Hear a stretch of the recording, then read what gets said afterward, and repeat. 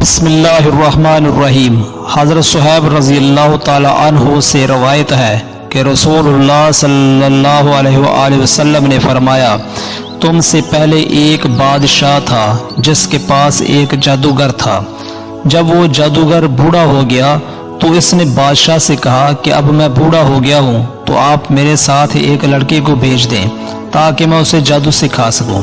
تو بادشاہ نے ایک لڑکا جادو سیکھنے کے لیے جادوگر کی طرف بھیج دیا۔ جب وہ لڑکا چلا تو اس کے راستے میں ایک راہب تھا، تو وہ لڑکا اس راہب کے پاس بیٹھا اور اس کی باتیں سننے لگا جو کہ اسے پسند آئی۔ پھر جب بھی وہ جادوگر کے پاس آتا اور راہب کے پاس سے گزرتا تو اس کے پاس بیٹھتا، اور جب وہ لڑکا جادوگر کے پاس آتا تو وہ جادوگر اس لڑکے کو مارتا۔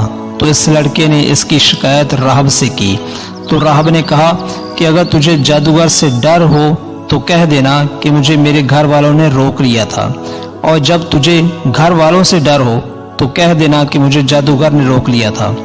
اسی دوران ایک بہت بڑے درندے نے لوگوں کا راستہ روک لیا، تو اس نے کہا کہ آج میں جاننا چاہوں گا کہ جادوگر افضل ہے یا راہب افضل ہے، اور پھر ایک پتھر پکڑا اور کہنے لگا، اے اللہ، اگر تجھے جادوگر کے معاملے سے راہب کا معاملہ زیادہ پسندیدہ ہے تو اس درندے کو مار دے تاکہ لوگوں کا آنا جانا ہو۔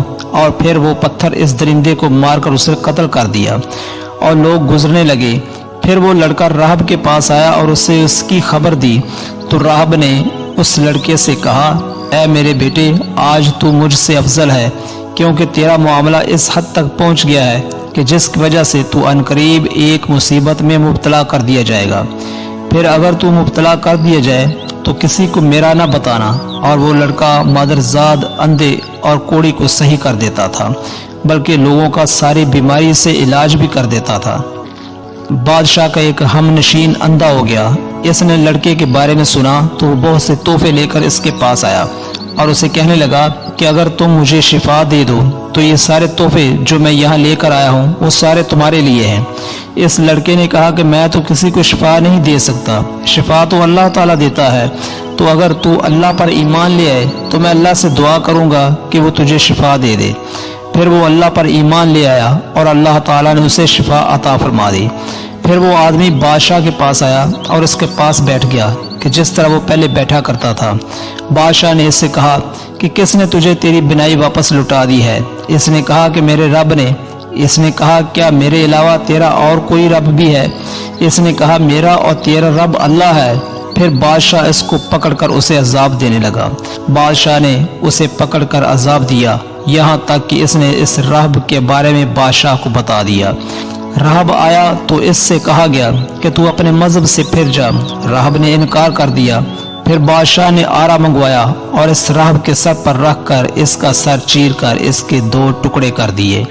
پھر بادشاہ کے ہم نشین کو لایا گیا اور اس سے بھی یہی کہا گیا کہ تو اپنے مذہب سے پھر جا، تو اپنے مذہب سے پھر جا۔ اس نے بھی انکار کر دیا۔ بادشاہ نے اس کے سر پر بھی آرا رکھ کر سر کو چیر کر اس کے 2 ٹکڑے کر دیے۔ پھر اس لڑکے کو بلوایا گیا، وہ آیا تو اس سے بھی یہی کہا گیا کہ اپنے مذہب سے پھر جا۔ اس نے بھی انکار کر دیا۔ تو بادشاہ نے اس لڑکے کو اپنے کچھ ساتھیوں کے حوالے کر کے اسے فلاں پہاڑ پر لے جاؤ اور اسے اس پہاڑ کی چوٹی پر چڑھاؤ۔ اگر یہ اپنے مذہب سے پھر جائے تو اسے چھوڑ دینا، اور اگر انکار کر دے تو اسے پہاڑ کی چوٹی سے نیچے پھینک دینا۔ چنانچہ بادشاہ کے ساتھی اس لڑکے کو پہاڑ کی چوٹی پر لے گئے۔ تو اس لڑکے نے کہا، اے اللہ، تو مجھے ان سے کافی ہے، جس طرح تو چاہے مجھے ان سے بچا لے۔ اس پہاڑ پر فوراً ایک زلزلہ آیا جس سے بادشاہ کے وہ سارے ساتھی گر گئے اور وہ لڑکا چلتے ہوئے بادشاہ کی طرف آ گیا۔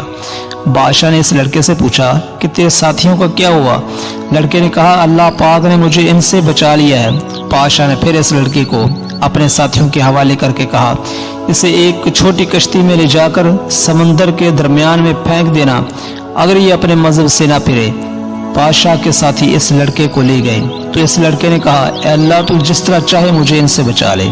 اور پھر وہ کشتی بادشاہ کے ان ساتھیوں سمیت الٹ گئی اور وہ سارے کے سارے غرق ہو گئے، اور وہ لڑکا چلتے ہوئے بادشاہ کی طرف آ گیا۔ بادشاہ نے اس لڑکے سے کہا، تیرے ساتھیوں کا کیا ہوا؟ اس نے کہا کہ اللہ تعالیٰ نے مجھے ان سے بچا لیا ہے۔ پھر اس لڑکے نے بادشاہ سے کہا، تو مجھے قتل نہیں کر سکتا جب تک کہ اس طرح نہ کرو جس طرح میں تجھے حکم دوں۔ بادشاہ نے کہا کہ وہ کیا؟ اس لڑکے نے کہا کہ سارے لوگوں کو ایک میدان میں اکٹھا کرو اور مجھے سولی کے تختے پر لٹکاؤ، پھر میرے ترکش سے ایک تیر کو پکڑو، پھر اس تیر کو کمان کے حلے میں رکھو اور پھر کہو اس کے نام سے جو اس لڑکے کا رب ہے، پھر مجھے تیر مارو۔ اگر تم اس طرح کرو تو تم مجھے قتل کر سکتے ہو۔ پھر بادشاہ نے لوگوں کو ایک میدان میں اکٹھا کیا اور پھر اس لڑکے کو سولی کے تختے پر لٹکا دیا، پھر اس کے ترکش میں سے ایک تیر لیا، پھر اس تیر کو کمان کے حلے میں رکھ کر کہا بسم اللہ رب ھذا الغلام، اس اللہ کے نام سے جو اس لڑکے کا رب ہے۔ پھر وہ تیر اس لڑکے کو لگا تو وہ تیر اس لڑکے کی کمپٹی میں جا گھسا، تو لڑکے نے اپنا ہاتھ تیر لگنے والی جگہ پر رکھا اور مر گیا۔ تو سب لوگوں نے کہا کہ ہم اس لڑکے کے رب پر ایمان لے آئے، ہم اس لڑکے کے رب پر ایمان لے آئے، ہم اس لڑکے کے رب پر ایمان لے آئے۔ بادشاہ کو اس کی خبر دی گئی اور اس سے کہا گیا تجھے جس بات کا ڈر تھا اب وہی بات آ پہنچی کہ لوگ ایمان لے آئے۔ تو پھر بادشاہ نے گلیوں کے تھانوں پر خندق کھودنے کا حکم دیا، پھر خندق کھودی گئی اور ان خندقوں میں آگ جلا دی گئی۔ بادشاہ نے کہا جو آدمی اپنے مذہب سے پھرنے سے باز نہیں آئے گا تو میں اس آدمی کو اس خندق میں ڈلوا دوں گا۔ تو انہیں خندق میں ڈال دیا گیا، یہاں تک کہ ایک عورت آئی اور اس کے ساتھ ایک بچہ بھی تھا، اور وہ عورت خندق میں گرنے سے گھبرائی تو اس عورت کے بچے نے کہا اے امی جان صبر کر کیونکہ تو حق پر ہے۔